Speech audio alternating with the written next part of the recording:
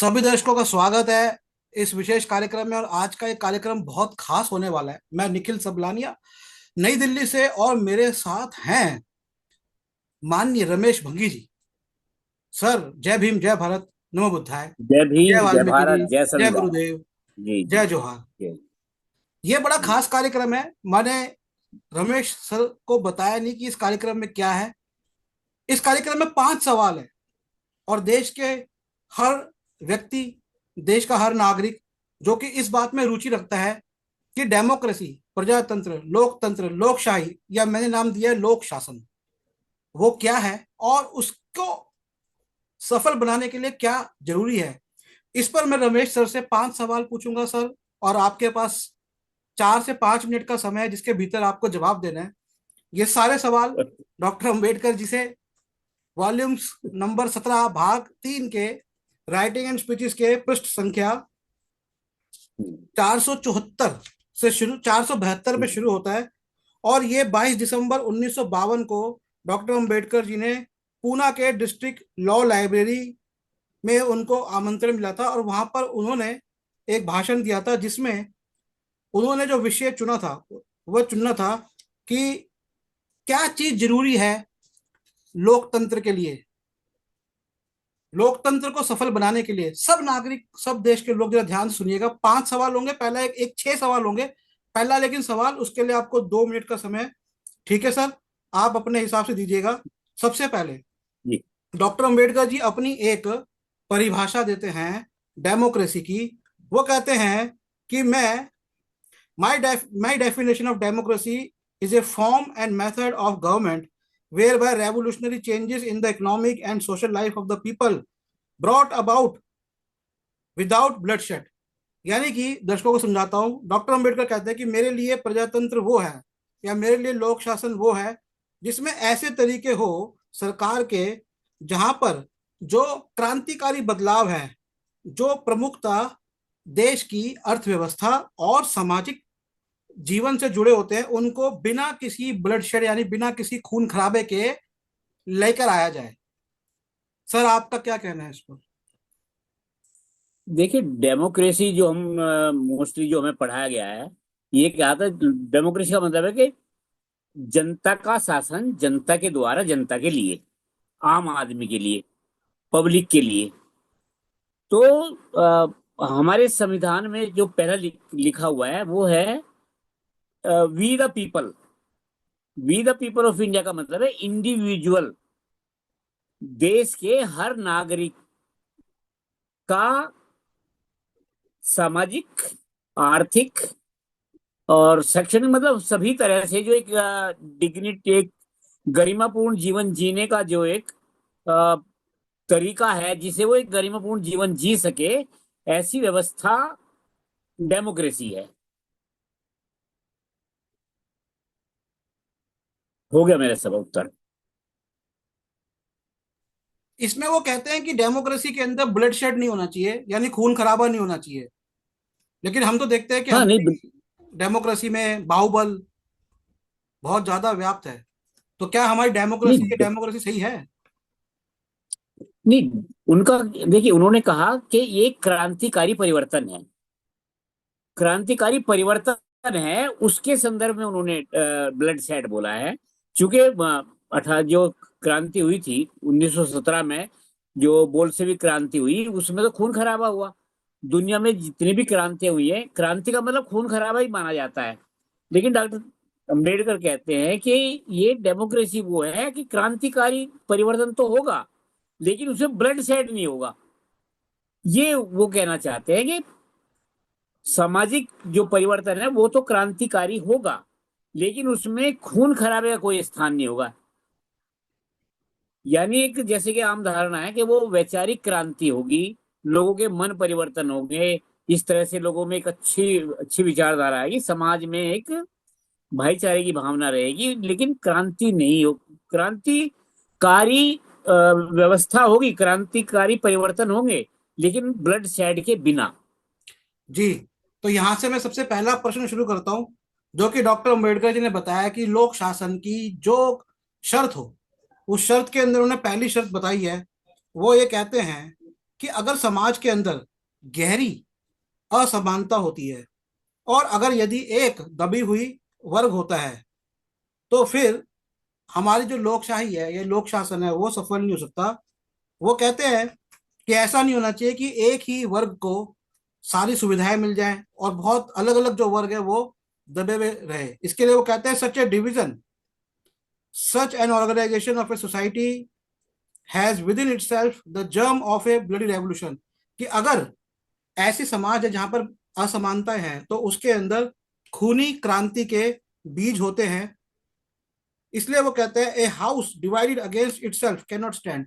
कि यदि एक घर, ये लिंकन का वो कहते हैं कि जैसे लिंकन ने कहा कि अगर संसद के अंदर ही एक विभाजन है, और विभाजन वो कहते हैं असमानताओं का, यानी सांसद असमानताओं से निकलकर ताकतवर लोग सांसद बन जाते हैं, तो वो घर खड़ा नहीं रह सकता, यानी वो संसद, वो डेमोक्रेसी खड़ी नहीं रह सकती। तो जो गहरी खाई है अलग अलग वर्गों के बीच में, वो रुकावट बनती है प्रजातंत्र पर, ऐसा वो कहते हैं। इसलिए सामाजिक भेदभाव, सामाजिक गहराई, असमानता वह नहीं होनी चाहिए। क्या कहना है आप पर, आपका इस पर? देखिए, जो उन्होंने कहा है, लिंकन की जो बात है ना, हमारे भारत में वो नहीं लागू है। हमारे यहाँ तो जातिवाद है, जो जाति और जातिवाद असमानता ही पैदा करता है।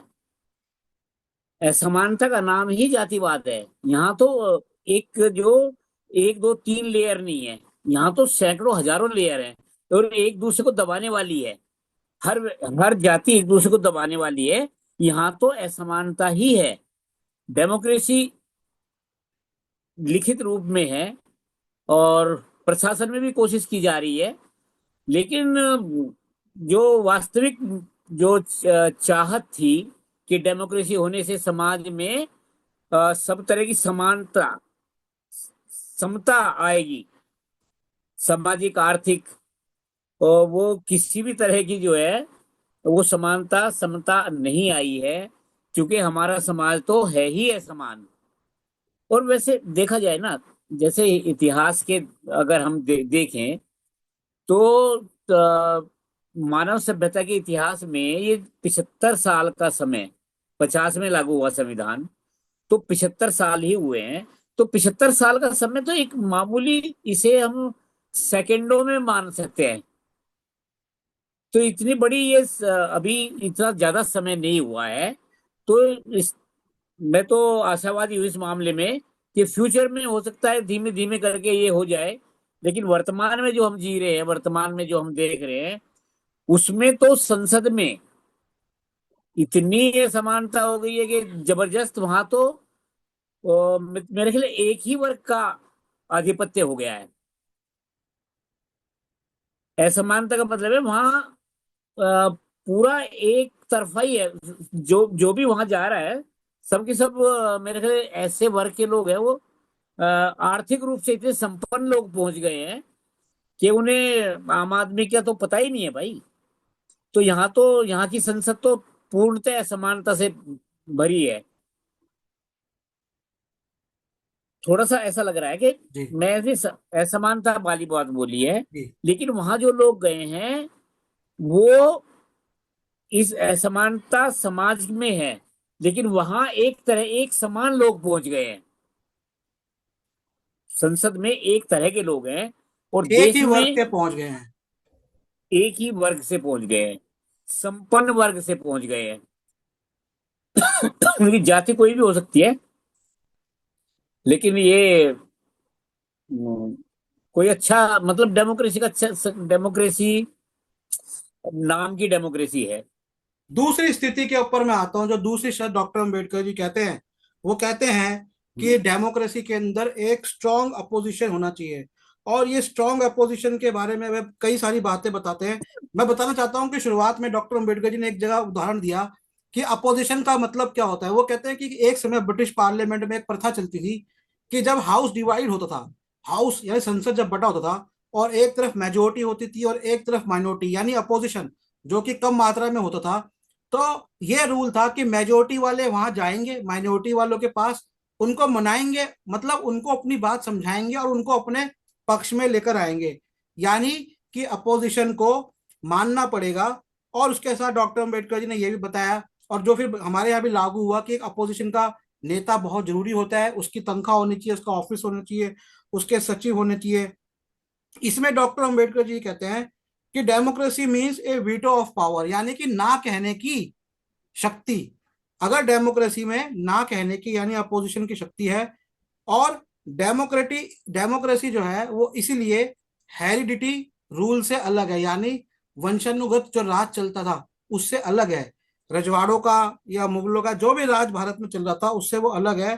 तो वो इसलिए कहते हैं कि इसलिए ना कहने की यानी अपोजिशन बराबर तरीके से मजबूत होनी चाहिए।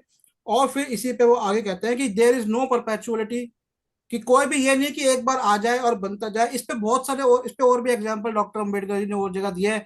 मैं दर्शकों को बताना चाहूंगा कि एक एग्जांपल उदाहरण डॉक्टर अंबेडकर जी ने दिया वॉशिंगटन का, कि वॉशिंगटन जब राष्ट्रपति बना तो उसको लोग आए और दोबारा बना ऐसा, लेकिन उसने, वो अगर 10 बार भी बनाते तो बनता, लेकिन उसने मना कर दिया कि नहीं, मैं दोबारा राष्ट्रपति नहीं बनूंगा, दोबारा या तिबारा जो भी था, यानी उसने मना कर दिया। तो अपोजिशन के ऊपर आपका क्या कहना है, जिसे हम कहते हैं विपक्ष? विपक्ष तो दबा दिया जाता है। और इस पर एक चीज और डॉक्टर अंबेडकर जी ने कही है कि विपक्ष का मतलब सिर्फ संख्या बल नहीं होता। अगर संख्या बल हो तो ऐसे तो फिर सीधा सीधा कोई भी मेजोरिटी के अंदर होंगे वो तो माइनॉरिटी को दबा ही देंगे, विपक्ष को दबा ही देंगे, कोई मुद्दे नहीं आ पाएंगे। और इसके अंदर एडजॉर्नमेंट मोशन एक होता है, एडजॉर्नमेंट मोशन होता है कि जब आप आम जो सदन चल रहा है उसमें कुछ ऐसे मुद्दे लेकर आए जो जरूरी है। इस पर डॉक्टर अंबेडकर जी ने यह भी कहा कि कांग्रेस ने कभी भी ऐसे एडजॉर्नमेंट मोशंस को लेकर नहीं आने दिया गया, यानी कि कांग्रेस ने अपने समय अपोजिशन को दबाया है। आज की स्थिति के हिसाब से और अपोजिशन के महत्व के ऊपर आपका क्या कहना है? देखिए, पहले जब हम समझदारी जब से आई है, तो शुरुआत कांग्रेस ने भले ही दबाया हो, लेकिन विपक्ष अपनी आवाज उठाने में सक्षम था।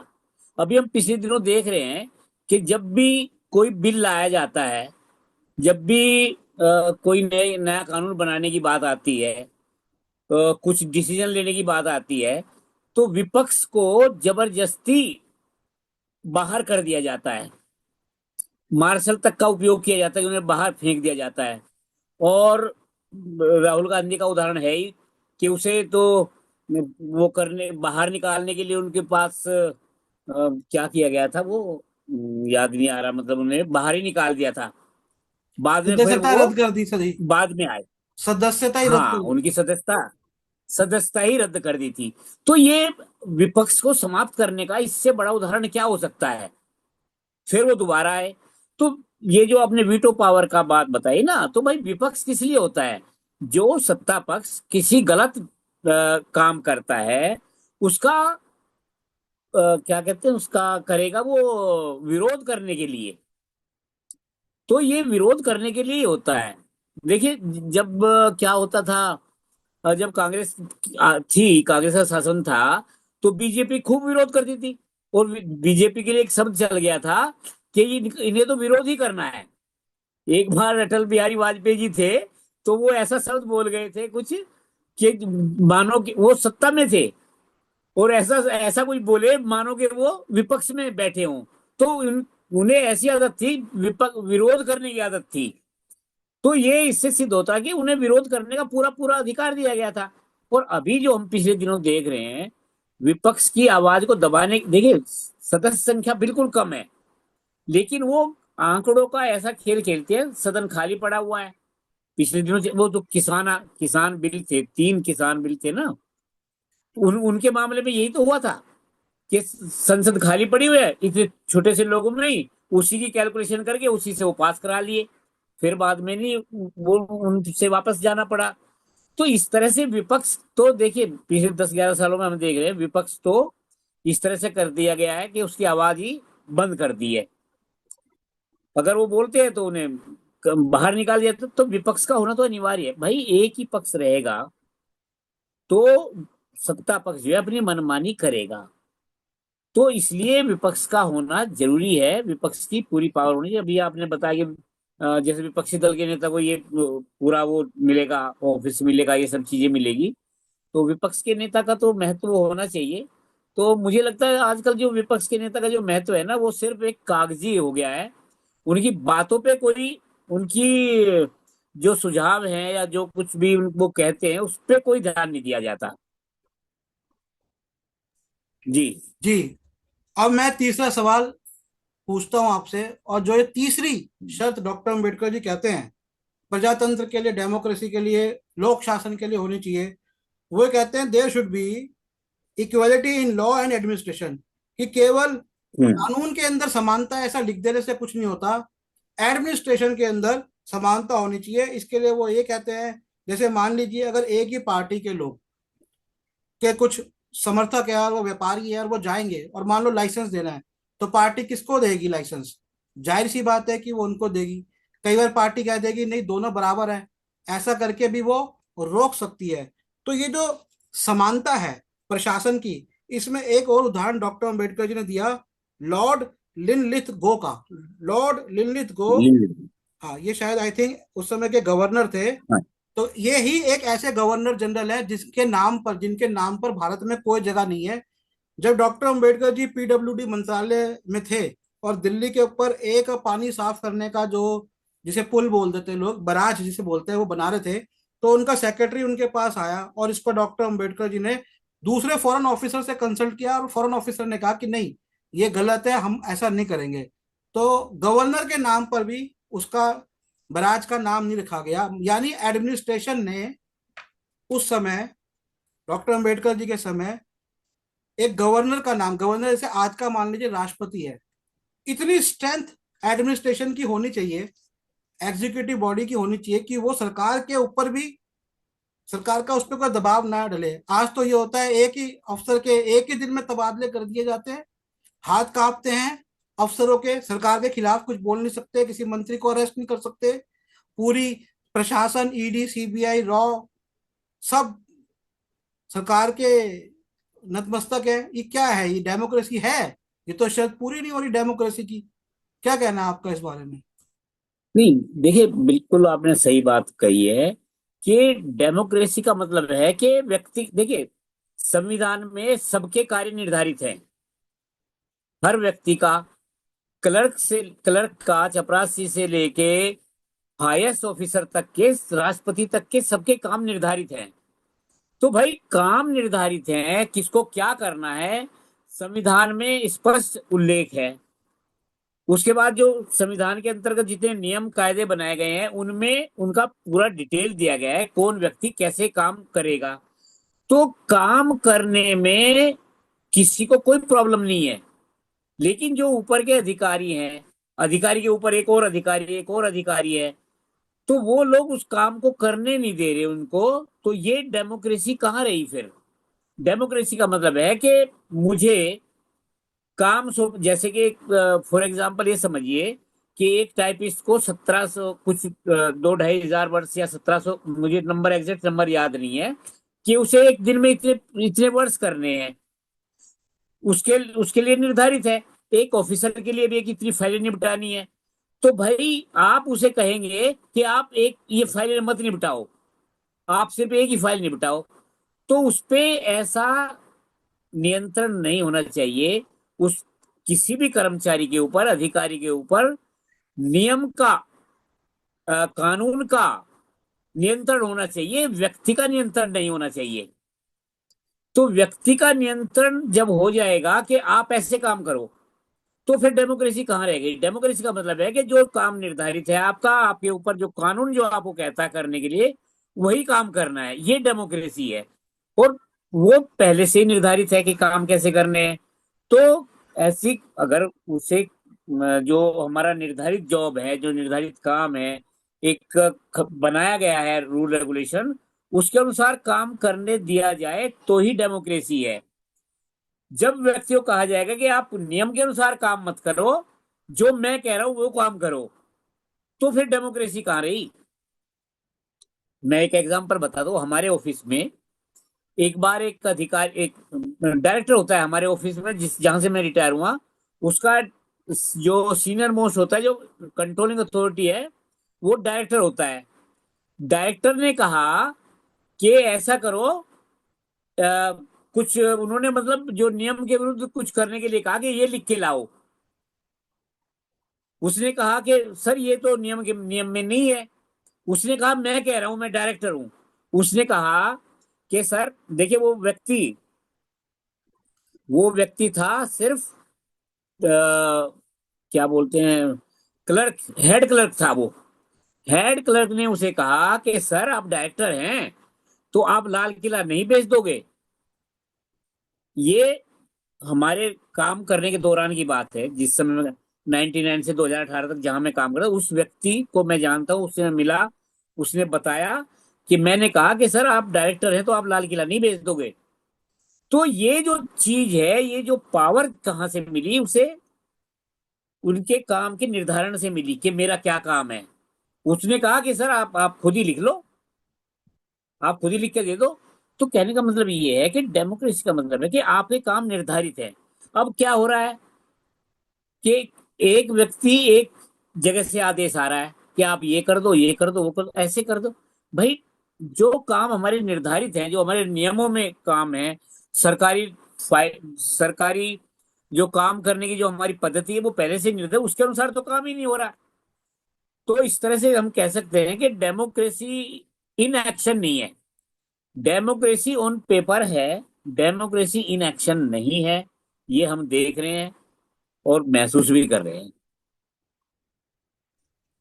एक और बात, और अगला सवाल जो डॉक्टर अम्बेडकर जी ने कहा प्रजातंत्र को हम्म। लेकर, डेमोक्रेसी को लेकर, उन्होंने एक बात करी कि democracy is observance of constitutional morality, यानी कि hmm. Successful working of democracy depends upon this, कि यानी कि जो संविधानिक नैतिकता है वो, हम्म। उसका पालन करना एक सफल लोक शासन के लिए, डेमोक्रेसी के लिए अनिवार्य शर्त है।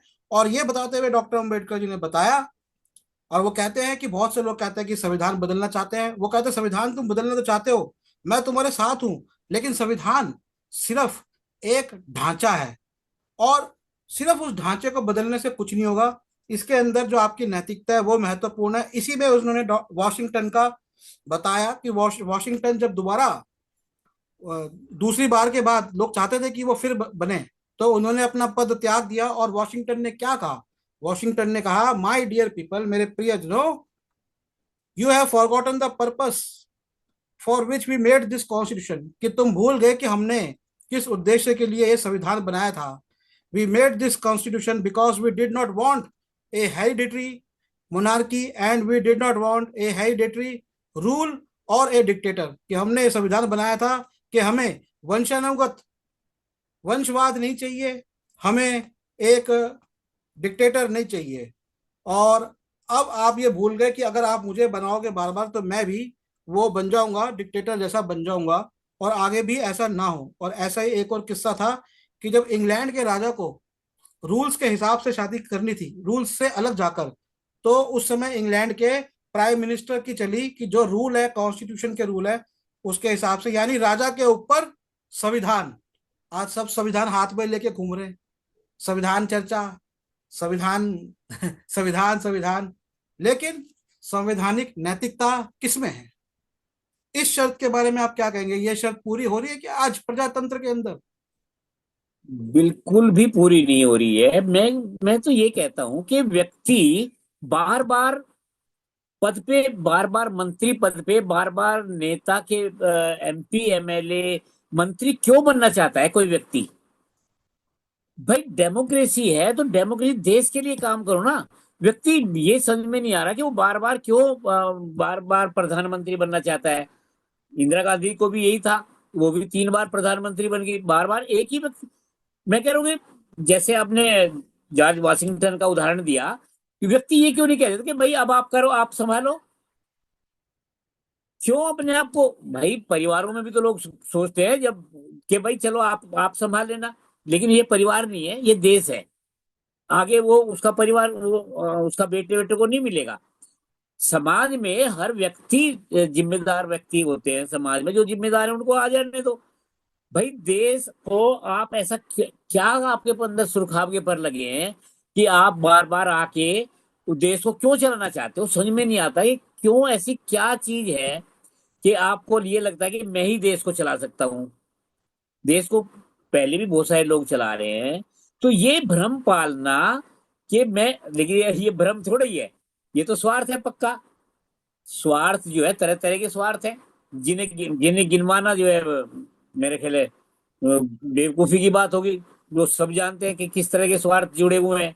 हर कोई जान रहा है कि व्यक्ति बार बार एक उसी पद पे क्यों रहना चाहता है भाई। तो ये इस तरह के बिल्कुल, ये जो कॉन्स्टिट्यूशनल जो नैतिकता है, जो संवैधानिक नैतिकता है, उसका पूर्ण अभाव है, 100% अभाव है भारत में।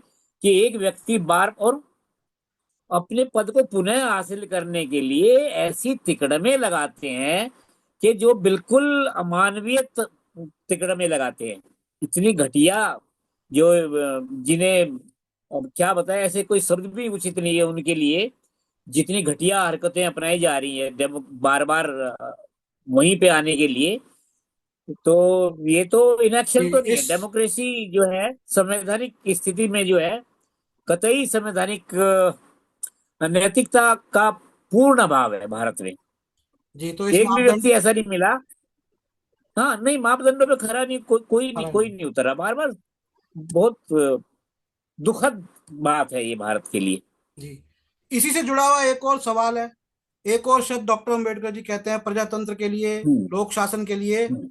That in the name hmm. Of democracy there must be no tyranny of the majority over the minority. वो ये कि प्रजातंत्र के नाम पे, लोक शासन के नाम पे, डेमोक्रेसी के नाम पे आप हम्म। बहुसंख्यकों की, मेजोरिटी की, माइनॉरिटीज पर, अल्पसंख्यकों पर टायरनी यानी क्रूरता नहीं कर सकते।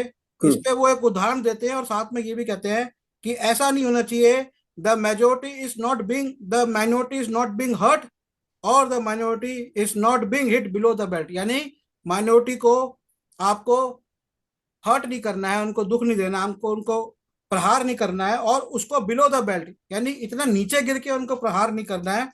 इसमें वो एक उदाहरण देते हैं इंग्लैंड का कि एक तरफ 650 में से इंग्लैंड के संसद में केवल 50 मेंबर थे अपोजिशन के अंदर।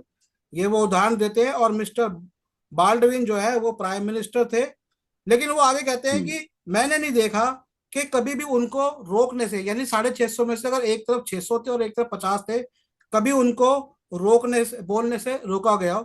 और इसी पर उन्होंने उदाहरण भी दिया भारत का कि जब भी एडजॉर्नमेंट मोशन आया तो मिस्टर मावलंकर जो कांग्रेस के थे, उन्होंने कभी बोलने नहीं दिया लोगों को। इनमें मिस्टर मुंशी, मिस्टर खेर जो खड़े होते थे मोशन के लिए, यानी एक ऐसी एक ऐसे मुद्दे पर जो कि अलग था, जो चर्चा चल रही है उससे, लेकिन वो जरूरी मुद्दा होता है, उसे एडजमेंट मोशन बोलते हैं। तो वो ये कहते हैं कि अगर ऐसा होगा माइनॉरिटी के साथ, ऐसा क्या होगा कि उनके अंदर develop a contempt for parliamentary people, कि जो संसदीय लोग हैं या मैं कहूंगा जो ये जो पूरा सिस्टम है उसके प्रति एक बुरी हम्म। भावना पैदा होती है। तो इसलिए वो कहते हैं when democracy is working the majority on which it is based must not act as tyrannical manner, कि क्रूरता से मेजोरिटी के हमारे 350 हैं, 400 हैं आगे नंबर, तो जो चाहे वो कर ले। इसके ऊपर आपका क्या नहीं कहना है? बिल्कुल, नहीं बिल्कुल, मैं कह रहा हूं अगर विपक्ष में एक व्यक्ति भी है, अगर एक भी व्यक्ति विपक्ष में है तो उसका भी आदर किया जाना चाहिए, उसकी बात सुनी जानी चाहिए। वही तो डेमोक्रेसी है कि एक तरफ इतने लोग बैठे हैं, एक तरफ एक आदमी विपक्ष में है, तो उसकी बात सुना जाइए। वही तो डेमोक्रेसी है, वही तो कॉन्स्टिट्यूशनल व्यवस्था है भाई। कि हमारे विपक्ष में अगर एक व्यक्ति भी है उसको भी सुना जाए। उधर 600, 600, 650 थे, उधर 50 थे, उनकी बात सुनी जाती थी। यहाँ तो व्यक्ति की संख्या को कम करने के लिए निकाल दिया जाता है। यानी यहाँ तो टायरनी पूरी तरह से इम्प्लीमेंट हो रही है। अगर वो यहाँ तो संख्या का ही सवाल नहीं उठता। म्याद ज्यादा भी है तब भी उनके लिए कोई मतलब नहीं, वो कम करके उनको जवान को बंद कर देंगे। तो ये पूरी तरह से जो है डेमोक्रेसी एट रिस्क, क्योंकि उसे बोलने नहीं दिया जाएगा। बिल्कुल बोलने नहीं उनके, दिया अच्छा जाएगा तो सुनो, फिर। हाँ एक बात और मुझे याद आ रहा है वो, कि उनकी संसदीय उससे जो भाषण जो लिखे जाते हैं संसद में जो रखे थे, उसमें से वो डिलीट कर दिया गया, ताकि भविष्य में उसको रिकॉर्ड न किया, मतलब रिकॉर्ड से बाहर कर दिया जाता है। तो ये तो पूरी तरह से जो आपने बताया, तो विपक्ष का कहाँ रखा गया? जी भाई विपक्ष ने कुछ भी बोला है, आप उसे असंसदीय कह के आप कैसे असंसदीय का मतलब ऐसे कैसे हो गए? एक नियम, असंसदीय होने के भी पहले से ही नियम निर्धारित है कि क्या संसदीय होगा, क्या संसदीय है। अब ये तो कहेंगे ये भी असंसदीय है, उसे निकाल दो। क्यों निकाल दे भाई? उस देखिए, अभी मैंने कहा कि एक व्यक्ति भी है विपक्ष में तो भी उसका आदर किया जाना चाहिए, उसकी बात सुनी जानी चाहिए, तभी तो डेमोक्रेसी होगी। अगर आप एक तरफ इतने लोग हैं, एक तरफ एक है, और आप उसकी बात सुनी जा रही है, तो समझेंगे कि डेमोक्रेसी है। तो यहाँ तो विपक्ष की बात सुनने का सवाल ही नहीं उठता, उससे रिकॉर्ड से जी निकाल देंगे, उन्हें बाहर कर देंगे, मार्शल से बाहर फिकवा देंगे। डेमोक्रेसी तो बस, आपने अभी थोड़ी देर पहले कहा था ना कि संविधान हाथ में, ये संविधान है हमारे पास, लेकिन वास्तव में वो देखिए संविधान, ये संविधान है, ठीक है, लेकिन ये पेपर, नथिंग बट पेपर है ये जी, मैं दो इलेक्शन नहीं क्वेश्चनों है, पे जी और आता हूँ, ये इसे एक्शन क्वेश्चन आ होना जाए तो चाहिए। जी। अब हमारे पास थोड़ा जी समय कम है, 5 मिनट प्लीज। का ही समय है, तो मैं हाँ चाहूंगा थोड़ा संक्षिप्त हाँ। में, ताकि उनके भी विचार आ हम्म जाए और आपके भी विचार आ जाए। इसके अंदर अब हम्म आगे वो कहते हैं कि डेमोक्रेसी के अंदर अच्छे से काम करे, उसके लिए मोरल ऑर्डर इन सोसाइटी, यानी सोसाइटी में, हम्म समाज में नैतिकता होनी चाहिए। आज हम देख रहे हैं कि कई नेता इतने अनैतिकता, नेताओं से ही इतनी अनैतिकता निकल रही है। इसके लिए बड़ी इंपॉर्टेंट बात वो कहते हैं, what do you mean by free government? Free सरकार से क्या मतलब है? Free government means that is a vast aspect of social life of people are left free to carry on without interference of law, or if law has to be made, then the lawmaker expects that the society will have enough morality in it to make a law successful। यानी कि वैसे तो समाज जो है वो freely काम करे, और अगर उसके लिए कोई कानून भी बनाया जाए तो फिर वो जो है ना, उसके समाज में इतनी मोरलिटी हो कि वो कानून सक्सेसफुल हो जाए। तो ये जो order, moral order in society, समाज में नैतिकता, इसमें क्या जिम्मेवारी बन जाती है हमारे संसद सदस्यों की? उनके इतने ऐशो आराम, इतने जीवन, चेहरे चमकते हैं, क्या नैतिकता देते हैं? आपको लगता है वंशवाद भी पूरा भरा पड़ा है? देखिए, अभी वो जो देखिए यह फ्री वाला जो शब्द था ना, यहाँ फ्री का मतलब है कि व्यक्ति बिना किसी दबाव के अपने काम कर सके। जो जो एडमिनिस्ट्रेशन है ना, एडमिनिस्ट्रेशन के लोग बिना किसी दबाव के काम कर सके, नियम के अनुसार। यहाँ फ्री का मतलब ये है। तो ये, लेकिन आज जो है इनके ऊपर इतने दबाव हैं कि कई लोगों ने तो इस्तीफे दे दिए। आपने देखे होंगे, पिछले दिनों इस्तीफे भी हुए हैं, जजेस को इस्तीफे देने पड़ गए। तो कितना उनके ऊपर दबाव है। तो वही जो नैतिकता है, अभी एक सब बहुत अच्छा बोला, नेताओं में नैतिकता का पूर्ण अभाव है। तो ये एडमिनिस्ट्रेशन को काम नहीं करने दिया जा रहा है। चलिए, समय का मेरे को जी। सवाल और अब किया जो ये बात जाता है। करते हैं डॉक्टर अम्बेडकर जी, वो कहते हैं the last thing that I refer two is that democracy requires public conscience. यानी पब्लिक कंसाइंस की जरूरत है। पब्लिक कंसाइंस यानी जो लोगों की हम्म, एक अपनी समझ। और वो कहते हैं वो समझ क्या ठीक है, होती हाँ। है? इसका मतलब ये होता है, ये एक ऐसी समझ होती है which becomes agitated at every wrong, कि कोई भी गलत हो उसके खिलाफ लोग आके खड़े हो जाए।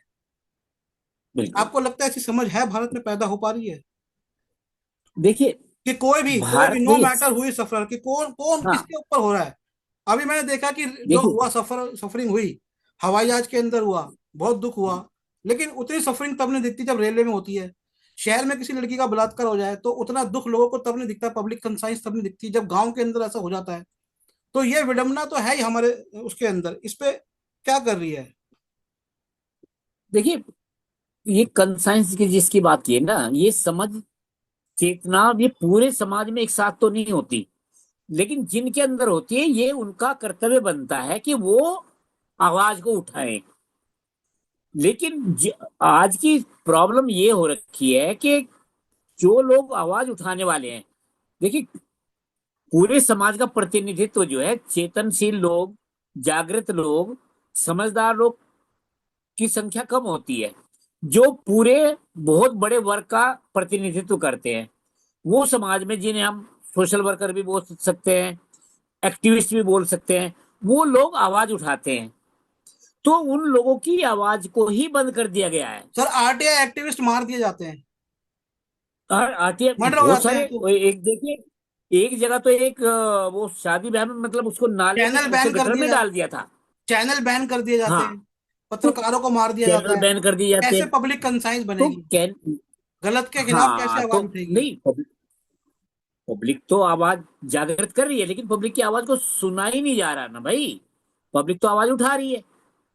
पब्लिक का मतलब देखिए, मैं अगर 1,000 2,000 लोगों का प्रतिनिधित्व कर रहा हूँ, या 10,000 लोगों का, या एक पूरे समाज का प्रतिनिधित्व कर रहा हूँ, तो जब मैं बोल रहा हूं तो मैं, पूरा समाज बोल रहा है, इसका मतलब ये हुआ ना। तो कंसाइन हम वो समझ है, तो हम आवाज उठा रहे हैं, तो हमारी आवाज कहाँ सुनी जा रही है? तो ये जो अभी बताया, जो जागृत जागृत समाज है, जागृत समाज है, वो आवाज उठा रहा है, लेकिन उनकी आवाज को बुरी तरह से दबा दिया जा रहा है। और दबाने का इतना विकृत, विभत्स तरीका है कि जैसे अभी आप वो आटे एक्टिविस्ट के बताया, जितनी बुरी तरह से मार दिया जाता है, एकदम नेस्तनाबूद उसको कर दिया जाता है। बहुत ही ये जो है ना, दुखद हालात है। तो खैर मैं अंत उसका करता कोई हूँ इस मतलब नहीं होता। जी, मैं अंत करता हूँ। उम्मीद है कि सबको समझदारी। ये कार्यक्रम जी। पसंद आया होगा। अंत में मैं बाबा साहेब जी जी। की एक बात बताया था। उन्होंने कहा है कि डेमोक्रेसी का पौधा है जिसको आपको संभालना है। बड़े देशों में ये आई लेकिन आके चली गई, बहुत सारे उन्होंने उदाहरण दिए। ये थे मेरे साथ रमेश भंगी जी, और आप देख रहे थे कि डॉक्टर अम्बेडकर जी ने प्रजातंत्र की क्या शर्तें बताई। और अगर आप डॉक्टर अम्बेडकर जी की पुस्तकें चाहते हैं तो मुझसे ले सकते हैं। मेरा नंबर है 8527533301। एक और नंबर है 8851188170, और हमारी वेबसाइट है nspmart.com। तो ये थे मेरे साथ रमेश भंगी जी। सर आपका बहुत बहुत धन्यवाद। जय भीम, जय भारत, नमो धन्यवाद। बुद्धाय। जय भीम, जय भारत, जय संविधान।